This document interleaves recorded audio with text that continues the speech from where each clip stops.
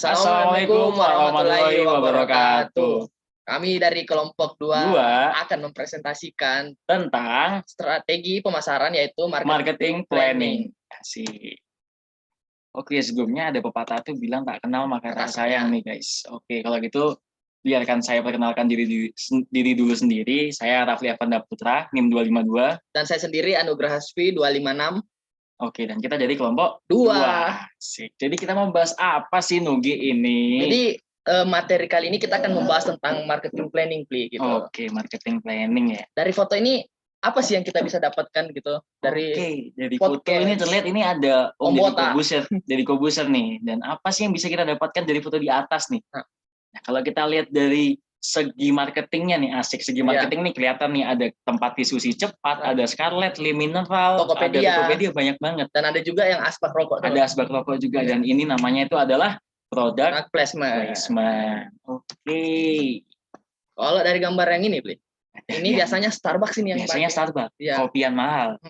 Nah, Starbucks ini terkenal dengan kalau misalkan kita pesen nih pasti tanya nih namanya siapa. Contoh, namanya saya Nugi. Nah, tapi Nuginya ditulisnya pakai NU, pakai Y. Nah, itu sengaja karena yang dilakuin Starbucks adalah pemasaran secara gratis. Karena jikalau emang nanti namanya salah, pasti di story sama orang-orang, otomatis dia mendapatkan pemasaran secara gratis. Benar.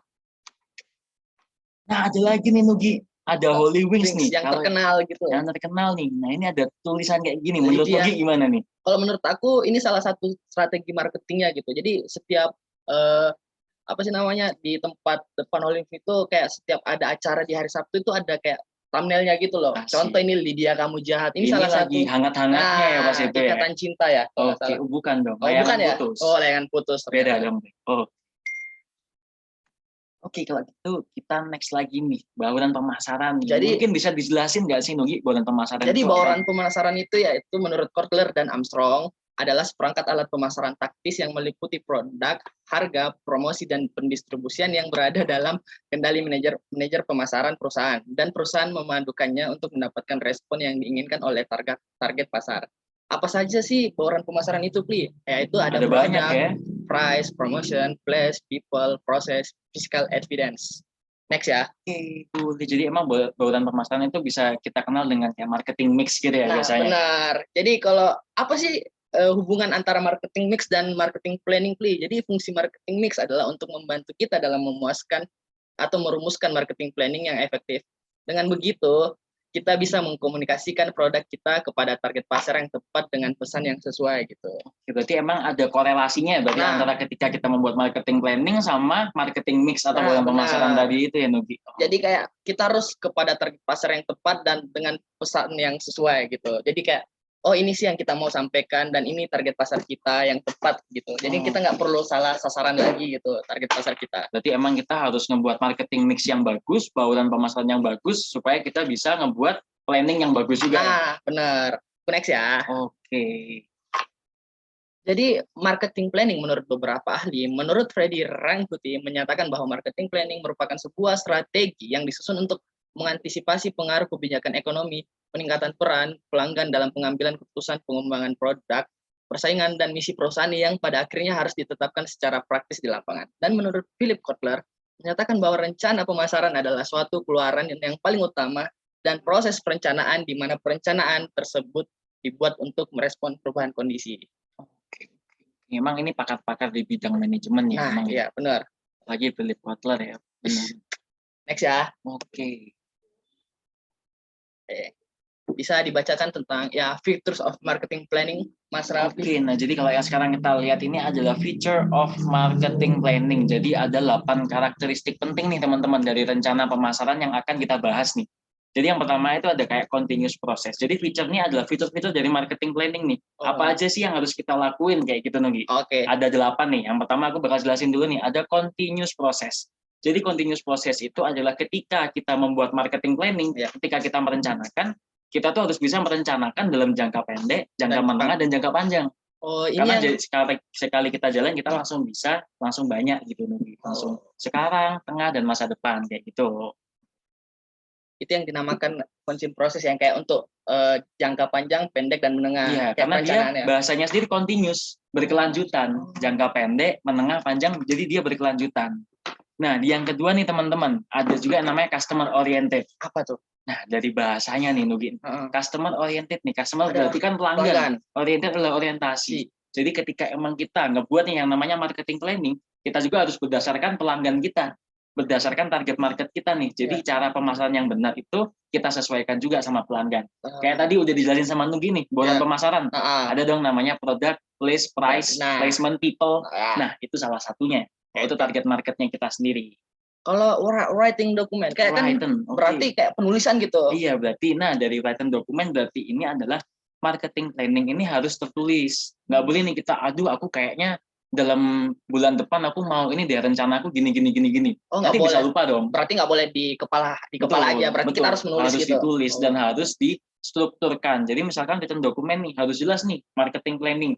Oke, aku pemasaran lewat Instagram mau pakai fitur ini. Lewat YouTube kayak gini, lewat TikTok kayak gini. Terus aku mau pakai pemasaran lewat pamflet. Nah, itu semua harus tertulis supaya emang jelas dan terstruktur. Kalau yang ini, Pli, 2 levels, berarti artinya 2 level gitu. 2 level. Nah, sama nih kayak misalkan continuous process tadi. Continuous process itu bahwa marketing planning itu harus berkelanjutan. Nah, sedangkan kalau yang di 2 levels ini, ketika kita membuat juga, kita harus sekaligus juga nih Nugi. Jangka pendek dan jangka panjangnya itu harus sejalan sekaligus.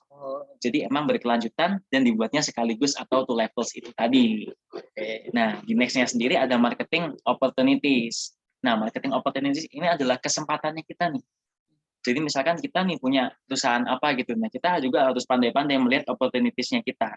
Dan opportunities ini bisa kita dapetin dari mana, otomatis kita lakuin yang namanya analisis, kita lakuin yang namanya research. Nah itu sendiri yang bakal kita tahu nih, peluang apa sih yang bisa kita dapetin, kayak gitu. Oke. Sedangkan ini ada time frame, berarti ada sebuah jangka waktu. Betul, ada jangka waktu. Dan di marketing planning juga tadi sempat aku jelasin nih di continue sama 2 level bahwa pemasaran perencanaan pemasaran ini harus ada yang jangka pendek, jangka menengah, jangka panjang, dan itu juga harus ada time period-nya nih. Misalkan jangka pendek ini mau berapa bulan, let's say kita dalam 3 bulan, lalu jangka menengahnya di waktu 6 bulan dan jangka panjangnya di waktu 1 tahun. Otomatis ketika gitu kita bisa ngeset nih di dalam 3 bulan ini standarnya kita sukses dalam melakukan marketing planning itu apa, dalam 6 bulan itu apa, dan itu yang biasa namanya KPI. Kalau misalkan kita membahas masalah target itu atau tingkat kesuksesannya KPI atau Key Performance Indicator kayak gitu. Nah, kalau yang ini market condition berarti keadaan pasar gitu. Betul, keadaan pasar. Nah, ketika kita emang mau merencanakan sebuah pemasaran, kita harus tahu juga kondisi yang sekarang terjadi kayak apa sih. Misalkan nih kita mau nargetin marketnya orang-orang pengguna Instagram, tapi kita masang pamfletnya lewat koran. Nah, nggak masuk dong. Otomatis kita harus menyesuaikan kondisi dan paham kondisinya. Dan di situ juga bersinergi dengan yang namanya teamwork tadi, karena semuanya itu harus dilaksanakan dalam as a team, karena semuanya supaya bisa berkoneksi dan bersinergi kayak gitu. Berarti antara market, teamwork, semua lah ini kayak harus bersinergi. Harus, karena itu sendiri pasti ada PIs-nya sendiri-sendiri kan dalam setiap job desk-nya kayak gitu Nugi. Oke, lanjut. Minum dulu ya? Oke, bisa diminum dulu. Oke. Nah, ini juga product placement. Nah, ada Aqua. Oke, nah di next-nya sendiri nih Nugi. Aku bakal jelasin tentang content of marketing plan. Jadi content of marketing plan ini apa sih? Jadi content of marketing plan ini adalah 12 komponen standar dalam merancang rencana pemasaran. Jadi dalam merancang marketing planning tadi itu, kita ada 12 komponen nih. Kayak tadi yang aku udah sebutin di feature-nya tadi, nah sekarang aku sebutin komponennya. Yang pertama ada kayak situation analysis. Kita harus analisis situasinya kayak apa. Lalu ada marketing strategi. Nah, untuk marketing strategi ini strategi apa sih yang mau kita lakuin nih? Yang mau kita buat strateginya supaya melakukan pemasaran secara masif ini kayak apa? Kalau berarti target audiensi berarti kita harus mentarget audiens kita gitu. Betul. Kalau target audiens ya kita harus tahu juga nih target kita siapa nih dalam pemasaran. Otomatis kita harus tahu dulu nih marketnya siapa kayak gitu. Terus ada juga unique selling proposition, yaitu misalkan kita kalau bahasa gampang dan akrabnya itu selling point nih. Kita harus punya nih yang namanya selling point, entah itu modelnya atraktif, informatif, atau edukatif. Jadi unique selling point ini kalau misalkan kita bahas pemasaran nih, misalkan contohnya tadi kayak yang di Holy Wing, ada di depannya Lydia kamu jahat. Nah itu padahal caranya Holy Wing untuk menarik konsumen, untuk mencari customernya dia, karena pas itu di layangan putus lagi hangat-hangatnya. Gitu. Jadi mereka harus punya selling point-nya sendiri tuh supaya bisa menarik massa kayak gitu, Gi. Oke, lanjut ya Mas. Oke, next ada marketing budget. Nah, kayak yang kita tahu nih, dalam let's say Instagram ya, kita sering pakai platform Instagram. Sering nggak lihat ads gitu? Sering lewat gitu. Iya, lagi lihat story ada ads. Iya, tiba-tiba ada iklan gitu yang nggak kita follow gitu. Itu aneh. Itu kan iklan macam-macam kan, ada yang iklan kosmetik, Scarlett lah, entah itu Kompas, entah baju, fashion. Nah, itu sendiri adalah beberapa uang atau beberapa cara yang harus dibakar oleh perusahaan untuk melakukan marketing di sosial media. Ada namanya Facebook Ads, dan itu sendiri nanti di organize-nya lewat Google Ads. Nah, itu sendiri ada apa namanya, kayak perhitungannya lah. Misalkan mau ads ini, misalkan Nugi punya budget 50.000 nih. Nugi ini mau ads-nya dalam berapa hari, terus jangkauannya Nugi berapa hari, terus Nugi ini mau target customer yang kayak apa sih? Nah, itu otomatis lewat Google Ads tadi itu bakal ke apa namanya, kena radarnya Nugi tuh. Oke, berarti yang ditangkap sama Nugi ini pasarnya misalkan usia 18 sampai 21, wanita, berkerudung kayak gitu. Berarti marketing budget ini masuk juga kayak endorsement gitu ya? Betul. Jadi marketing budget ini adalah biaya yang kita keluarkan untuk melakukan pemasaran. Misalkan pakai influencer, sering banget kan sekarang pakai influencer kayak gitu. Betul. Oke, nah next-nya Nugi mau minta aku jelasin yang mana nih? Marketing metodologi. Marketing metodologi. Nah, marketing metodologi ini otomatis ketika kita ingin melaksanakan sebuah marketing, kita harus punya metodenya dulu nih. Kita harus tahu supaya nanti ketika kita udah punya basicnya nih, ibaratnya kita udah pegang buku panduannya, kita nggak bakal bingung nih di jalan kita bakal kayak gimana. Karena kita udah nepatin metodenya kayak apa. Contoh metodenya apa sih? Yaitu misalkan metode yang kita lakukan adalah pemasaran melalui sosial media. Nah, jadi jelas kan sosial medianya bagi tuh ini kayak gitu. Kalau marketing goal and objektif berarti kita mempunyai goals gitu. Dalam marketing dan objektifnya gitu. Betul. Jadi emang kita juga kayak tadi aku bilang nih di masalah feature-nya tadi ada kayak two level kayak gitu. Jadi harus ada tujuan jangka pendek, jangka menengah, jangka panjangnya, dan that's why yang itu yang di call marketing goals and objective. Harus ada objektifnya atau tujuannya nih, kita marketing nih mau ningkatin apa. Contoh engagement rate, dalam 2 bulan atau 3 bulan pertama kita mau ningkatin 20% engagement rate. Terus dalam 6 bulan selanjutnya kita mau ningkatin followers sebesar 2.000. Dalam 1 tahun kita mau ningkatin sampai centang biru misalnya, kayak gitu.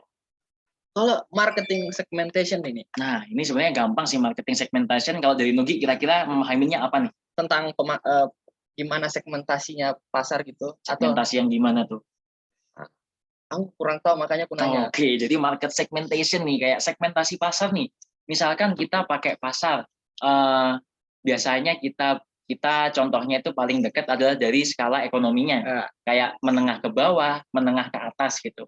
Nah, itu sendiri adalah salah satu target pasarnya atau segmentasi pasar yang bisa kita analisis atau kita bedah nih, kayak gitu. Yang ini yang ke-10 nih, produk detail. Nah, produk detail ini adalah detail dari produknya. Otomatis Nugi misalkan mau beli kosmetik Scarlett gitu. Nugi kan Scarlettnya banyak tuh, ada yang warna merah, putih, ini kan ingredients-nya beda-beda. Nugi misalkan mau beli yang merah, kenapa beli yang merah? Coba. Mungkin karena untuk menghilangkan bekas jerawat. Betul, berarti ada detailnya kan dari setiap produk yang dipasarkan itu.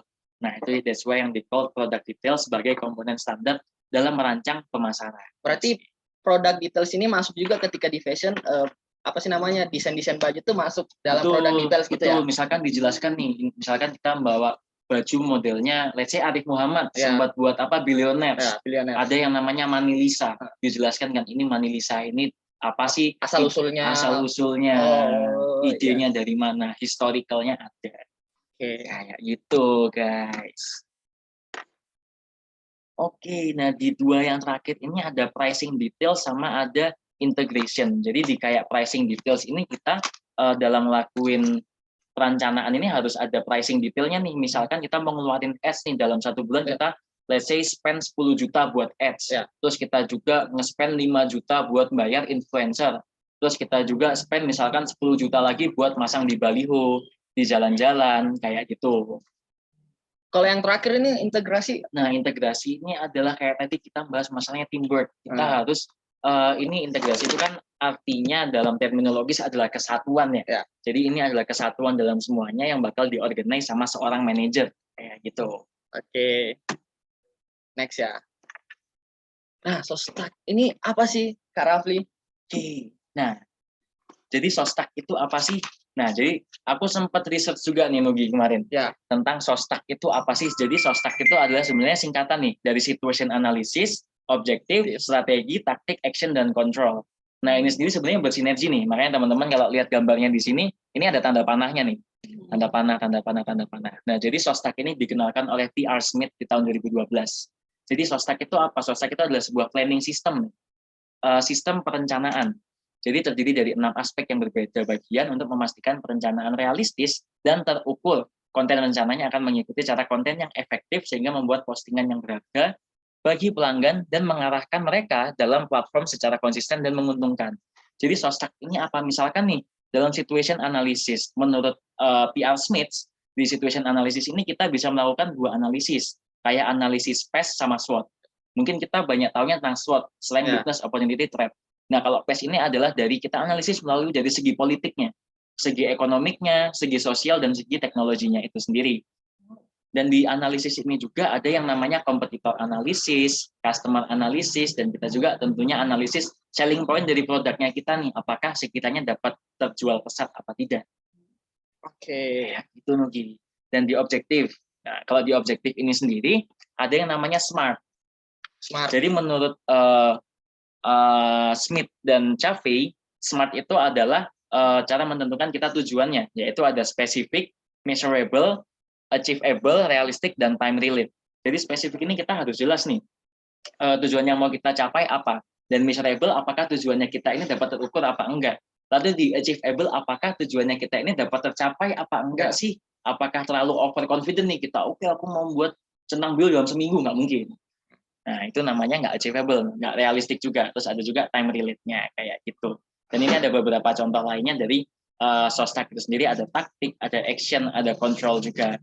Dan di taktik ini sebenarnya adalah caranya kita untuk mengimplementasikan strategi. Karena kita punya tujuan nih, otomatis kita punya strateginya. Dan strateginya juga disupport sama taktiknya juga sebelum menjalankan strategi. Dan dalam taktiknya sendiri itu kan masih perencanaan. Dan kita juga akhirnya melakukan action nih. Actionnya itu ya apa? Yaitu hal-hal detail terkait taktiknya tadi. Dan ada juga controlling. Ketika kita udah melakukan action, ya udah kita tinggal controlling nih gimana, apakah sesuai KPI apa enggak, kayak gitu. Oke. Nah, next ada proses of developing marketing plan. Jadi di sini apa sih ini Nugi? Jadi proses of developing marketing plan ini ada 14 poin, Pli. Jadi yang pertama itu analysis of internal marketing environment, yaitu perencanaan pemasaran dimulai dengan menganalisis pemasaran lingkungan yang berlaku bagi perusahaan. Pada tahap ini perusahaan perlu mengidentifikasi kekuatan dan kelemahan bisnis, Pli. Itu yang internal ya? Ya, jadi yang namanya aja internal berarti khusus internal aja marketingnya, Pli. Di dalamnya perusahaannya itu berarti? Iya. Oke. Yang kedua itu ada eksternal, dari namanya aja eksternal berarti dari luaran perusahaan gitu. Ada yang ketiga itu marketing assumption. Jadi rencana pemasaran yang baik didasarkan pada pelanggan yang mendalam pemahaman dan pengetahuan, tapi tidak mungkin untuk mengetahui segala sesuatu tentang pelanggan gitu. Jadi kayak pelanggan ini nggak semua tahu tentang marketing kita gitu. Tapi kita juga nggak bisa ngasih pemahaman secara keseluruhan kepada pelanggan sih menurutku ya, Pli. Benar banget sih itu. Dan yang keempat ada identify business goals, yaitu untuk mengembangkan strategi pemasaran dan tujuan bisnis pertama harus untuk diidentifikasi. Jadi kayak masuk tadi yang di slide-slide sebelumnya. Jadi kita harus identifikasi bisnis kita gitu supaya kita menghasilkan goal untuk bisnis kita. Oke. Jadi emang harus diidentifikasi dulu nih. Nah, tujuannya kita kayak apa, goals-nya kayak apa gitu ya. Benar. Dan yang kelima ada defining marketing goals and objective, yaitu setelah tujuan bisnis diimplementasikan, perusahaan harus mendefinisikan seperangkat tujuan pemasaran tertentu berdasarkan tujuan bisnis. Bukan seperangkat alat sholat ya? Bukan dong. Okay. Lain lagi. Yang keenam ada forecasting the aspect ratio. Merencanakan, forecast. Oke. Yaitu manajer pemasaran harus meramalkan hasil yang diharapkan. Jadi di sini tugasnya manajer pemasaran harus meramalkan apa sih yang akan terjadi gitu. Oke. Nah, yang ke apa? Ada research your market, berarti harus analisis pasar kayak gitu. Kayak riset gitu, apa sih pasarnya sebelum kita terjun, kan kita harus riset dulu pasar kita yang akan kita akan lakukan gitulah. Jadi kita harus tahu medan lah ya ibaratnya. Sini apa nih, ada profile your potential customer, yaitu perusahaan harus menggunakan riset pasarnya untuk mengembangkan profil gitu. Jadi kayak perusahaan ini harus kayak meriset sih apa sih potensialnya di pelanggannya gitu. Kalau yang kompetitor berarti di kompetitornya. Gitu. Berarti kayak perusahaan meriset tentang kompetitor lainnya gitu. Apa sih kayak kelebihannya dari kompetitor lain, apa sih kekurangan kita gitu sih. Itu dari segi pemasarannya juga.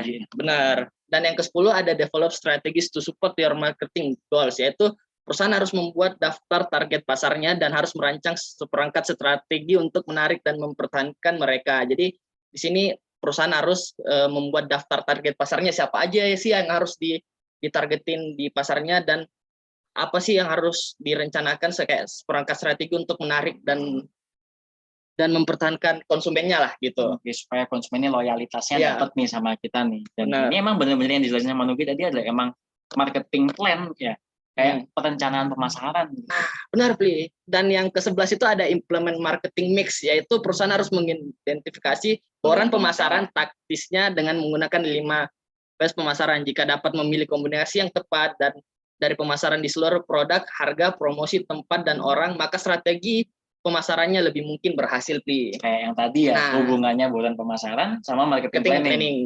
Saling kayak berkesinambungan lah gitu. Betul. Yang ke-12 itu ada arrangement of research. Jadi mengoperasikan rencana pemasaran yang efektif memerlukan pengaturan sumber daya manusia, uang, dan teknologi. Bagian ini merencanakan merinci sumber daya yang dibutuhkan dan melalui itu anggaran pemasaran. Jadi emang resource ini kayak sumber dayanya kita nih, ada sumber daya manusianya, ada teknologinya, dan ini benar-benar harus ditata ya, di arrange tadi itu ya. Benar. Dan yang ke-13 itu ada implementasi and evaluation. Jadi pada tahap ini tim pemasaran siap untuk benar-benar memulai mewujudkan rencana mereka, yaitu untuk melibatkan pengeluaran uang untuk beriklan kayak yang tadi yang kamu bahas juga, betul. Dan untuk yang terakhir nih, review the performance. Nah, bagian terakhir dari rencana menguraikan kontrol yang akan digunakan untuk memantau kemajuan. Jadi di sini kita mereview performance kita setelah kita melakukan semua yang di atas dan yang kamu bahas tadi, kita mereview apa sih hasilnya dari kita ini, apakah baik atau buruk gitu loh. Supaya kekurangannya bisa kita benarkan, jadiin pelajaran, dan kedepannya lebih baik lagi ya. Benar. Makanya ada evaluation dan ada review the performance. Dan ini semua tadi adalah cara untuk mengembangkan ya Gi. Mengembangkan marketing planning-nya tadi. Oke. Nah, ini ada salah satu contoh marketing planning-nya Starbucks, Bli, gitu. Oke, nah ini kita juga bisa lihat nih teman-teman, ada marketing planning-nya Starbucks nih. Nah, ini dari Starbucks sendiri buat marketing plan dibagi 3 kolom nih. Ada audience, strategisnya, sama activities-nya. Oh, ini jelas ya, berarti kayak ada analisis targetnya, analisis ini customer-nya dari umurnya, dari umur 25 sampai 40, Bli. Itu pun sedetail itu, sampai ada pengeluaran per bulannya, sampai ada dia itu sukanya apa sih, ada customer journey juga tuh. Ada yang orang cuman lewat drive-thru, ada yang dia pulang kerja, ada yang berangkat kerja, ada value proposition, analisis tempatnya, terus ada marketing goals-nya juga, apa sih yang dia capai gitu loh. Dan juga tadi kita sempat bahas taktik juga ya Gi ya. Ini ada juga nih, ada taktik. Ada juga nih measure of success-nya. Daily, weekly, monthly, quarterly, annual. Oh iya, emang dia kalau misalkan perusahaan udah sustain, udah bagus, harus detail kayak gini ya emang ya. Sampai pricing dan positioning pun dibahas, Bli, gitu. Jadi kayak emang kompleks gitu loh kalau kita emang mempunyai perusahaan besar. Jadi kayak tantangan sendiri untuk manajer pemasaran gitu loh. Ya, karena tujuannya juga emang mau melakukan pemasaran secara besar, ya otomatis mereka harus punya effort juga ya. Buat planningnya harus bagus juga. Kita next ya. Oke, boleh deh, next. Jadi apa sih tujuan dan manfaat marketing planning? Jadi tujuan marketing planning yaitu menjelaskan pembagian tugas dan tanggung jawab kegiatan pemasaran kepada pemilik, karyawan, dan pihak yang bersinggungan, dan menyelaraskan tujuan pemasaran dengan visi dan misi usaha, dan mengidentifikasi target pemasaran yang sesuai dengan nilai usaha. Dan yang terakhir, menetapkan anggaran pemasaran yang efektif dan tepat sasaran. Oke, jadi emang harus ini ya, apa namanya, marketing planning kayak yang tadi udah sempat kita mention sebelumnya ya, emang tujuannya. Next, ada apa sih ini? Nah, ada manfaatnya, Pli. Jadi kalau kita belajar marketing planning itu ada manfaatnya. Jadi yaitu yang pertama membantu menyusun strategi, yaitu tanpa ada perencanaan yang tepat bisnis kita nantinya akan berjalan tak tentu arah atau enggak sesuai arah. Jadi marketing planning juga dapat membantu kita dalam memutuskan prioritas. Yang kedua, mengevaluasi kerja. Dalam marketing plan terdapat target-target yang harus kita capai. Target-target tersebutlah yang akan menjadi parameter keberhasilan serta sarana mengevaluasi kinerja bisnis nantinya. Kayak tadi ya, memang ada evaluasi, ada review, ada gunanya buat setiap bulan ada jaraknya. Tujuannya buat evaluasi ya. Dan yang ketiga itu ada mempersiapkan bisnis dalam menghadapi perubahan, yaitu perjalanan bisnis tidak selalu mulus. Bisa jadi kita akan menghadapi tantangan di masa depan yang mengharuskan untuk mengubah rencana. Disitulah peran marketing plan yang yaitu sebagai pedoman saat mempertimbangkan keputusan pilih. Oke, karena emang kita zaman berubah-ubah juga ya, otomatis cara pemasaran berubah-ubah juga. Kita harus adaptasi nih emang ya. Next ya, Ble. Oke, wah udah mau selesai nih berarti closing statement ini. Udah ada closing statement nih. Oke, ada closing statement, berarti tandanya kita udah mau selesai nih guys. Oke, jadi closing statementnya itu apa sih yang bisa dapat Rafli dan Nugi simpulkan nih di kelompok 2 nih. Jadi kayak closing statementnya adalah perencanaan pemasaran atau marketing planning nih merupakan sebuah hal penting yang perlu dilakukan, terutama di era digital sekarang. Dan perkembangan teknologi inilah yang perlu dimanfaatkan oleh pebisnis untuk mengembangkan bisnisnya. Karena emang ya kita harus menyadari bahwa kita ini sekarang tinggal di era digital. Kalau kita misalkan jualan nih, ya udah aku jualan konvensional aja, nggak mau jualan online, ya bakal lama bakal tergerus juga nih oleh zaman.